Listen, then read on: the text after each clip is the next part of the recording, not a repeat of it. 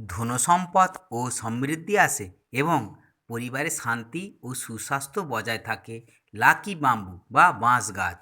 নমস্কার, বাস্তুকথা চ্যানেলে স্বাগত। পূর্ব দিকে এই গাছ রাখলে পরিবারের সবার শারীরিক ও মানসিক সুস্থতা বৃদ্ধি পায়। ধন ও সমৃদ্ধি। ঘরের দক্ষিণ পূর্ব কোণে বাঁশ গাছ রাখলে তা আর্থিক উন্নতি ও প্রাচুর্য আকর্ষণ করে। নেতিবাচক শক্তি দূর করা।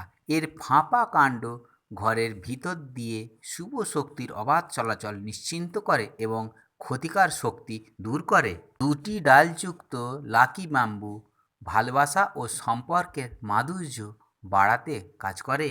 তিনটি ডালযুক্ত লাকি ব্যাম্বু সুখ ও শান্তি ও সৌভাগ্য নিয়ে আসে। চারটি ডালযুক্ত লাকি ব্যাম্বু বাস্তুমতে চারটি সংখ্যা অশুভ মানা হয়, তাই চারটি ডালযুক্ত বাঁশ ঘরে রাখা ঠিক নয়। আপনি কি জানতে চান যে ঘরে রাখার জন্য বাঁশ গাছটি কোন দিকে এবং কিভাবে সাজিয়ে রাখা সবচেয়ে বেশি ফলদায়ক হবে? তাহলে ইয়েস লিখে কমেন্ট বক্সে কমেন্ট করুন।